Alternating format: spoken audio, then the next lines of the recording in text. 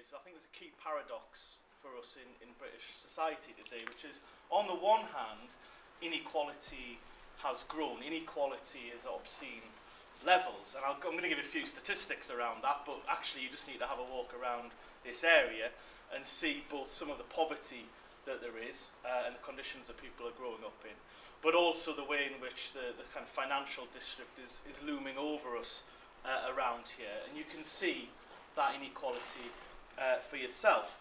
But at the same time, the paradox is class is still a very unfashionable and unpopular item in mainstream politics, in mainstream media, and I think in academia as well, and is rarely discussed. In some ways things have shifted a little bit in the last few years, sometimes comes up as a topic, but there is this is not a coincidence. There has been a concerted effort for the last 35 years, certainly since 1979 and the election of Margaret Thatcher, a concerted effort to drive class and discussion about class out of politics. And the inequality is, as I say, profound. I mean, the Sunday Times produces a rich list every year, which started in the 1980s as a kind of celebration, really, of prosperity and wealth and supposedly entrepreneurial spirit. And now is generally this kind of very controversial thing that exposes the grotesque levels of wealth at the top. It recently showed that there are now 104 billionaires living in this country, 72 of them living in this city. London has more billionaires than any other city in the world.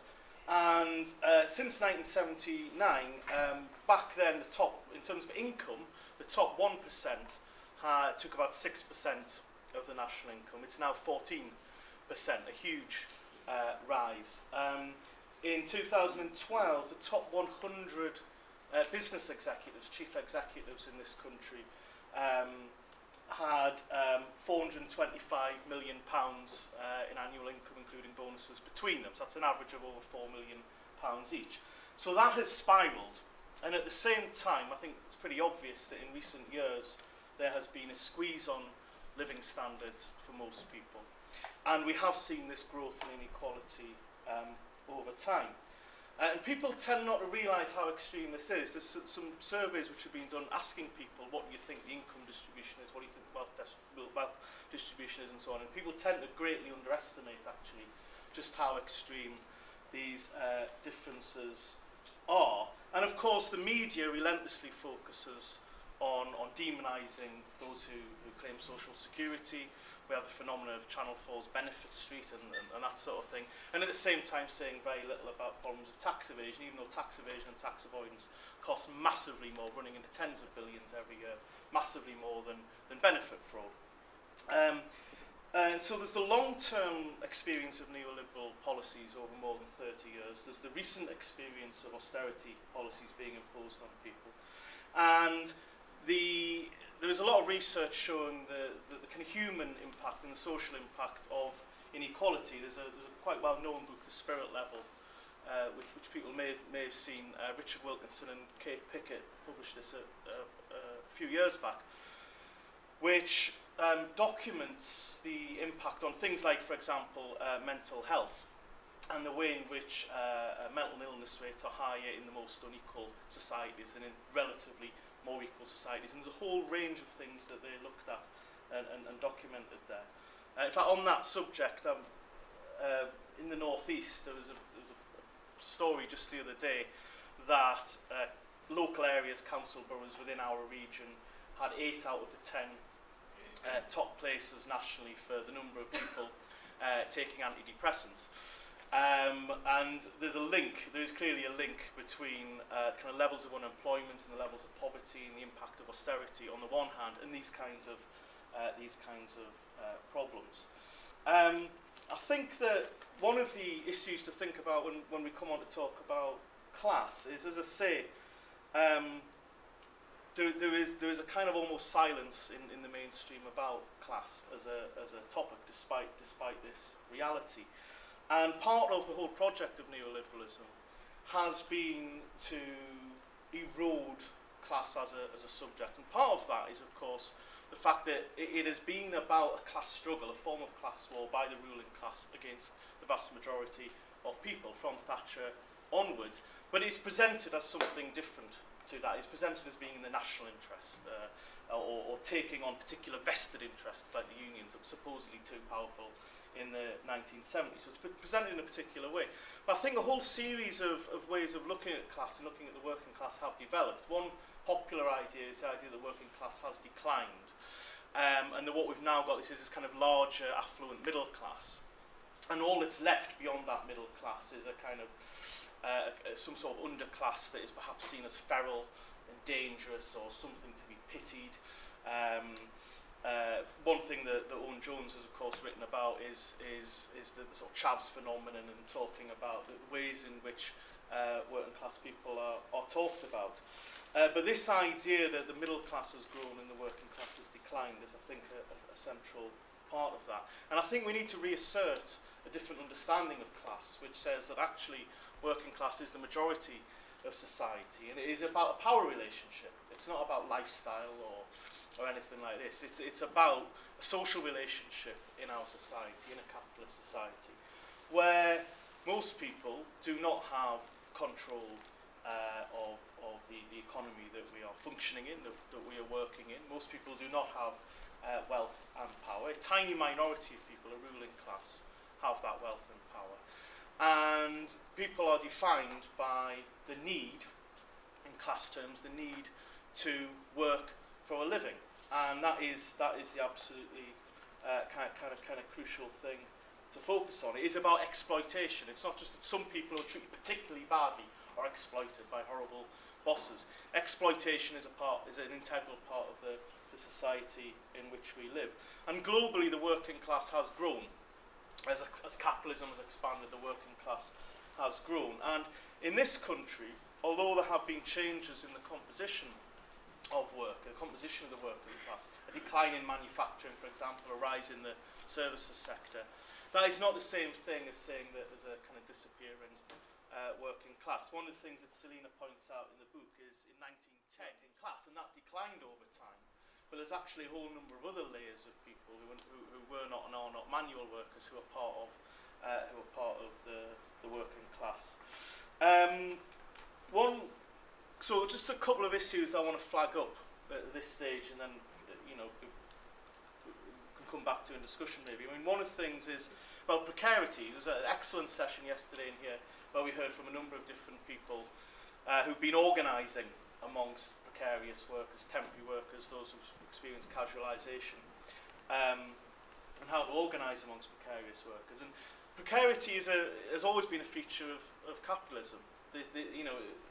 The post-war boom, the 1940s, 1950s, 1960s, were actually quite unusual in that there was full employment and a lot of people had jobs for life, fairly secure work. That was actually more the exception than the rule. And what we've seen over the last 30 or 40 years with the kind of neoliberal era is a real shift away from that and a return to a lot more precarious and insecure work. And again, one of the things in the book, towards the end of the book, we were just talking about this beforehand as well, that Selina actually got in touch with a lot of her old classmates from Newcastle, and one of the key themes that came out from interviewing them, people who should have been at school with, was the rise in insecurity. Far more insecure working conditions, much less permanence, much less security. And I think that's a key thing. The issue of women's work and women workers, I thought there's a bit of a myth sometimes that women didn't used to work, and I think one of the strengths in the book is it blows that apart. Actually, women have always been part of the workforce, but also there have been enormous changes in the kind of work that women do and the extent to which women are working, in particular full-time, and are sort of integrated into the working class. And I think that's an important thing to look at. And also the question of something that I've heard a couple of people raise this weekend, for example, Richard Allday, who's a Unite activist, where in his branch, I think there's 100 or more workers who've joined that branch over the last 15 months, and a high proportion of them are Eastern Europeans. And the growth of a very diverse working class and a lot of migrant workers and so on is, I think, an important aspect of the working class that we need to think about. The working class is something that's constantly changing and constantly being restructured and changing over time. The last couple of things I just want to mention are one of the issues that sometimes comes up in sort of mainstream politics is, and mainstream discussions of this, is to say, whatever the objective circumstances might be, there's not a kind of working class consciousness anymore. People don't see themselves as working class. Actually, the evidence when surveys have been done on this in recent years is a very high percentage of people actually define themselves as working class. Certainly it's true that in some ways that you can talk about a decline in that consciousness, but I think that is linked to the experience or lack of experience of class struggle a lot of the time. One thing over the last 35 years is we had a series of defeats for the trade unions, a series of defeats for the organised working class, most famously the miners' strike. A lot of struggle, but nonetheless defeats. For over 20 years now, we've had relatively little strike action. Very few years since the early 90s when there's been, I think there's a few years when there's been more than 1 million, but never more than 2 million strike days in a single year, which compared with some periods in history is phenomenally low. And therefore there's much less of a sense of class struggle being something that is discussed. But there is still a sense, people are aware of the kind of society that is around us, and people are aware that they are working and often working harder, working longer hours, working in more stressful experiences, working with less security. People are aware from their own experiences of class, and so I think there's a kind of conflict between what people often take from their own experiences and what they observe around them, and the stuff that we're being told by politicians and by the media. And I think that's an interesting sort of tension to explore. And in the current period, we have a government that is, you know, the archetypal kind of millionaires and bankers government, a cabinet packed full of people who are personally millionaires, an old Etonian as Prime Minister, and engaged in a form of, you know, in a set of policies around austerity that are about attacking working class conditions and working class living standards and making us pay for a crisis we didn't create. And in those conditions, I think it's vital that we put class-based arguments across in a big way, and they can resonate with people. The alternative to that is what we get from UKIP in the kind of racism that people can identify with. So putting the arguments around class across is, I think, fantastically important. And building on that, particularly rebuilding the trade unions. As I say, the unions have suffered a great deal over the last 30 years or so, and the challenge of rebuilding trade unions as mass working class organisations that still have a lot of strength, that still have a lot going for them, but recruiting to the unions and building their fighting capacity and coordinating action across the unions, and also particularly thinking about the People's Assembly here and the national demonstration, but particularly thinking about the links between the unions and other sections of society, and this sense of the trade unions not just as fighting for particular people's interests, but actually as a kind of tribune of the working class as a whole, and fighting across a whole range of issues. So I think that probably raises quite a lot of different things that we can come back to and talk about. But I'll just finish by saying, and this is linked to this question about the trade unions, about the People's Assembly, about the kind of action we are taking, is the slightly provocative title of the book, The Rise and Fall of the Working Class, or the subtitle. Obviously raises questions about what do we mean by fall, and what it's, as I'm sure Selina will explain, it's kind of generally referring to the way in which since about 1979 and Thatcher, the working class has been under attack, and there's been a decline in the economic and political power and weight of the working class, and we've essentially we've lost a lot over the last 30 years or so. But of course that raises the question about whether that can rise again. Is it something that is inevitable? You know, are we defeated? And I don't think that's the case, but is that's kind of one way of looking at it.